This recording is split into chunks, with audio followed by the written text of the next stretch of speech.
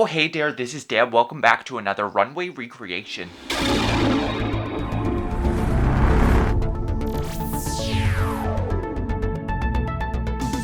I'm not going to be doing that the whole time. Thank you so much for coming back to yet another episode of Runway Recreation with the Ciara Myst. I hope you enjoyed the chaos and drama that was this week's episode, as I know I did. Certainly more as a viewer than somebody in the room, but we persevere. If you're new here, my name is Ciara Myst, the shapeshifting superstar of RuPaul's Drag Race Season 18, bringing you all sorts of amazing content here on YouTube every single week. On Runway Recreation, we're bringing you my makeup looks and transformations, and you definitely want to tune into these every week. So make sure you hit that subscribe button, ring that bell for notification so you know exactly when I'm bringing the content to you. Because I'm bringing it to you. Additionally, I'm repping, of course, my girls. Glam! Visit ciaramyst.com to check out all of my merchandise, see what cities I'm coming to next, stream Go wherever you listen to music, cause we were kind of the best girl group. Fight me on it. I will stand 10 toes down in my heel that we as a group should have won that challenge. That's it. That's enough of that. This week, we are getting creaturey, which is like very on brand for me, of course. To learn more about my challenges and inspirations with designing this costume, make sure you check out Behind the Seams. But today we're focused on the makeup. And what better for a shapeshifter than to turn myself into a chameleon? Now, I know I've done plenty of prosthetics on this channel in the past, but some of you may not have gone digging through the archives just yet. So today, we're going to be doing a full face prosthetic transformation. I know, sounds scary, promise it's not. Actually, this is probably one of the easier ones. So, to get myself ready to turn into a full chameleon diva, I'm going to need to shave this face, prep my skin, prep my prosthetic, and I'll be right back. We are bald, our contacts are in, and we are ready to get into this makeup. Now, you're probably thinking this is a little bit of an unusual way to wear a wig cap, and you'd be right. Today is going to be a strange sort of application because I want to show you how to apply a prosthetic, but it's going to be a little different than how I did it on the show. But this was the first time on the show that I was doing a full face appliance. The design challenge, we did ears, but like, it was kind of simple. However, going to the show, I knew that I probably wasn't going to have a ton of time to apply a prosthetic from scratch. So I needed to cut some corners, and I created essentially what is a prosthetic hood, where I apply the prosthetic to a like balaclava, and then I'm able to tack that down to my face, but it's already sort of blended onto the edges of a hood. That makes the application a lot faster. It's something that we do in theater, but for film and TV, you'd want it to be like crisp and clean. This had to be a compromise. So this is my face from the show. And it has seen better days. I can't use this today. She smells good though. What I have is a fresh new appliance. This is from RBFX Studios. It is sort of this like reptilian alien piece, and I knew seeing it that it would be the perfect complement to my chameleon look because I needed something that read reptilian but also humanoid. I love the sculpt of this, how it flattens the nose, and there's all this really beautiful texture. Now admittedly, on the show, I probably could have punched up the contrast just thinking about how the lights were going to be cast on it. I feel like a lot of the detail got lost on the face, which is okay because we had plenty of detail on the rest of the look. So the paint job today might be a little bit different. Don't sue me. It's a little bit of a weird day, but I'm turning into a lizard, so it was going to be weird no matter what. Before you start a prosthetic application, you don't want your skin to be overly oily or hydrated. Any sort of moisturizer or oil on the skin is going to interfere with the adhesion. So you want to make sure that your skin is cleansed and toned and sort of clean as a canvas. I've already done that. Since our skin is ready to go, we can go ahead and prep our prosthetic for application as well as some of the first parts of our skin. We're going to take our face appliance and use a bit of Prosthetic, which is a prosthetic adhesive, and paint that on the back side. We're going to do the same thing on our actual skin. Since I've worn this prosthetic before, I know a little bit about how it sits on my face and what I can do better this time during this application. I need to actually protect the skin on my forehead because the headpiece and the prosthetic combined sort of pushed into my skull a little too fiercely, and I ended up with a bit of a rash. So we're just going to insert some cotton rounds right here, just to help keep that part safe. And then taking a little bit of Prosthetic on a Q-tip, I'm going to go ahead and apply that around my nose to start the anchoring process. It's best to apply your adhesive in light layers, and when it goes clear, you are ready to go. You can speed up the process of drying with a blow dryer. Now that the Prosthetic is pretty much clear, we are ready to stick these two sides together like Velcro. Very gently and carefully, we're going to line up the nose and center this on our face, and then roll outwards to get a clean appliance.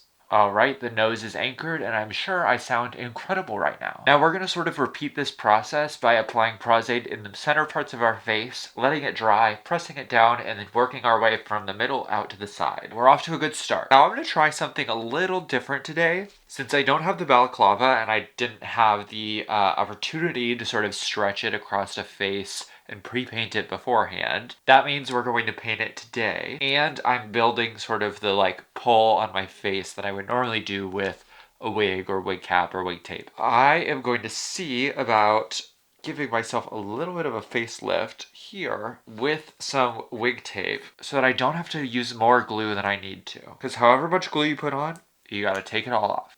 Let's do this for a second. We have a nice visor. This is the thumbnail, bitch. This is insane.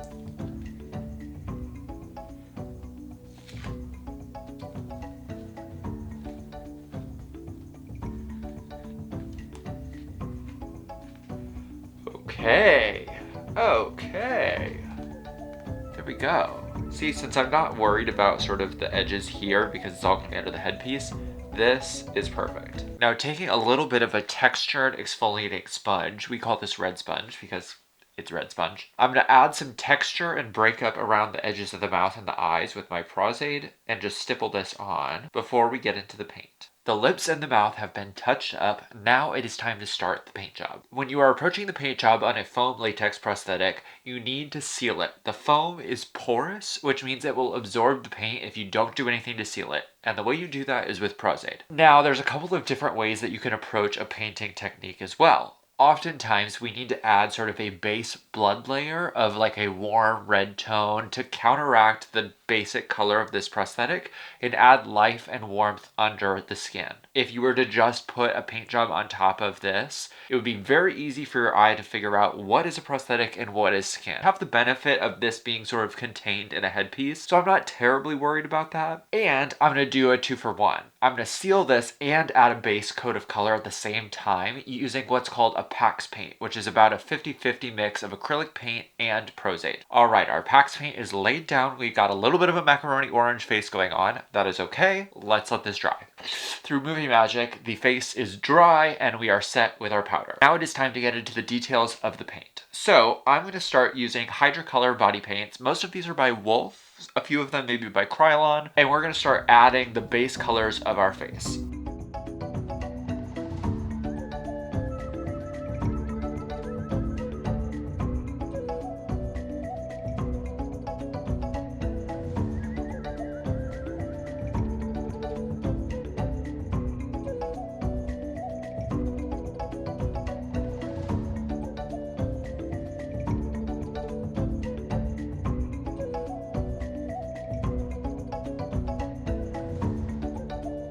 We've got our colors based out, but now it's time to intensify and add some contrast. I'm going to start by intensifying some of the shapes that we're seeing on the face with a dark sort of like burnt orange color on a very small brush. With that same brush, I'm taking more of a warm orange blush from Ben Nye and I'm diffusing that color.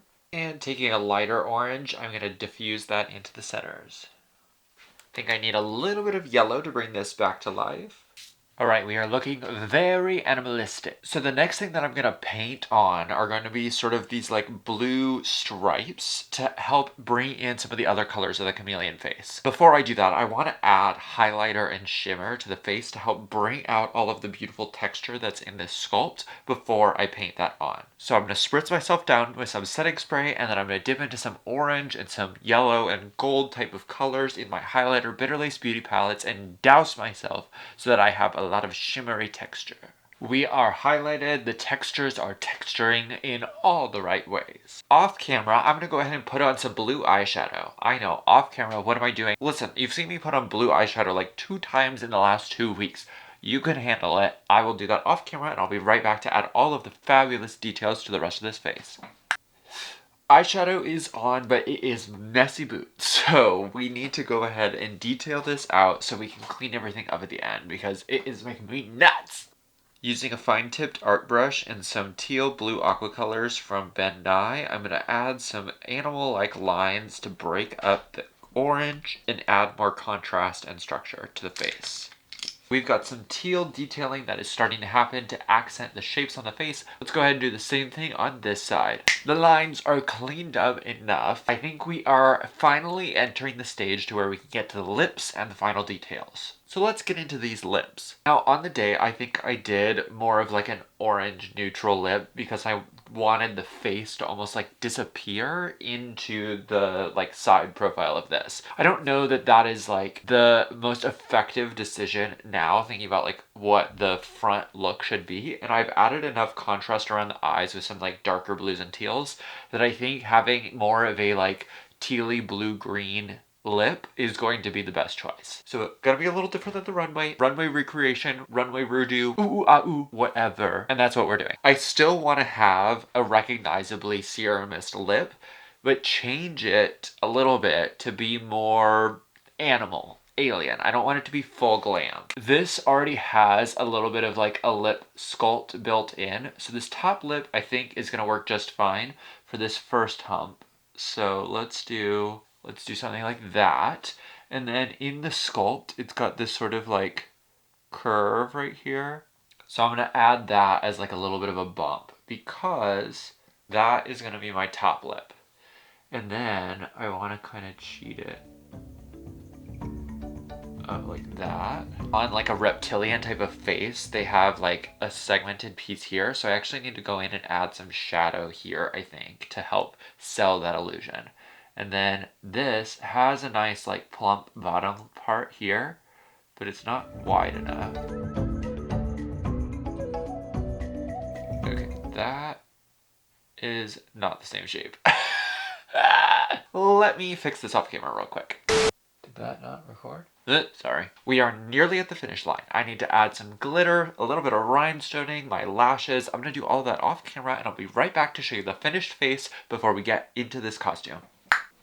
And there we have it. Lashes are on, we are glittered, we are rhinestoned. Our Lee Bowery-esque chameleon animal attraction look is ready to hit the runway. Alright, this is a lot of drag that I gotta get on, so I'm gonna go get on the headpiece, the tail, the back piece, the claws, and I am gonna go to this photo shoot and turn it out. Wow!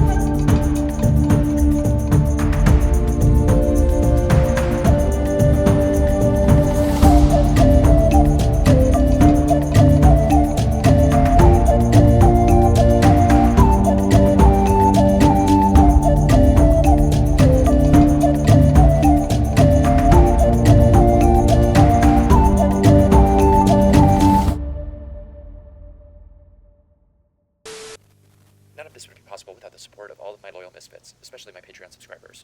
A huge shout out to my top supporters, Jen Peterson, Allison Darlington, TD, Paige Rauschuber, Ian Miller, Brentley Bitch, Mikey Reichart, Ilana, Discord Adams, Elias Gearing, Brian Starr, Roddick, Maddie D, Caitlin Egan, Togo Moose, Max, Cole, Nora B, Zarin Kleitman, Ty Styles, Harry and Cindy S, Caitlin, Sadie, Crazy Dragon Lady, Pierre Bush, Hales, Richie Kelly, XX Dying Wolf, Catherine.